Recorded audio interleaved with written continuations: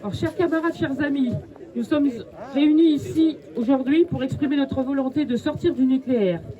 Ici, Cattenom est le symbole du vieillissement de notre parc nucléaire qui connaît de nombreux problèmes, des multiples arrêts pour des questions de sûreté. L'usure du parc est désormais un danger pour la sécurité et l'approvisionnement. En 2030, les 2 tiers des réacteurs auront dépassé leur durée initiale de fonctionnement de 40 ans. En réalité, les conséquences s'étalent déjà sous nos yeux. Fin d'année 2021, 15 réacteurs sur 56 étaient à l'arrêt pour des problèmes techniques ou de maintenance retardés par la pandémie. Pire, il y a quelques semaines, les députés et sénateurs macronistes de droite et d'extrême droite ont voté pour la fusion de l'ASN et IRSN. Pourtant, Thierry Charles, ancien DGA, chargé de la sûreté nucléaire, dénonce ce choix. En effet, il dénonce une vision simpliste et précipitée.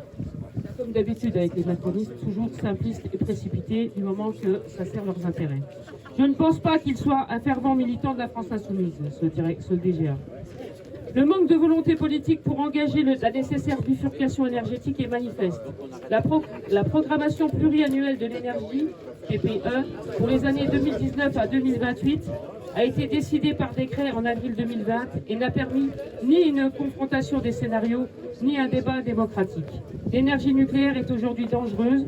C'est ce qu'ont démontré les militants de Greenpeace et le lanceur d'alerte, membre de la direction de la centrale de Tricastin, mais également les militants antinucléaires dans toute la France. La politique énergétique des dernières années n'encourage ni la recherche ni les initiatives innovantes dans le domaine de l'énergie. Cette absence d'investissement se fait au détriment de la mise en place d'une filière française du photovoltaïque et de l'éolien, tout en accordant un soutien irresponsable et coûteux aux projets absurdes comme la poursuite du nucléaire. Mon groupe, la France Insoumise, propose que l'énergie devienne un bien commun en remettant ce secteur essentiel au service de l'intérêt général. Nous reviendrons sur la libéralisation du secteur énergétique en abrogeant toutes les lois nocives. Le prix de l'énergie ne doit pas être déterminé par le marché. Nous bataillerons pour qu'il sorte du marché européen afin de contrôler le prix du mégawatt-heure. Je suis fier de dire que le seul groupe au niveau européen à avoir voté contre la suppression des tarifs réglementés de l'électricité est le groupe politique de ma camarade Manon Aubry. Alors que les autres se sont abstenus, votés contre ou bien ils avaient mieux à faire, comme un certain Raphaël, que vous connaissez. À court terme, il faut bloquer les prix dans le cadre d'une loi d'urgence sociale pour que les gens puissent vivre et non pas survivre.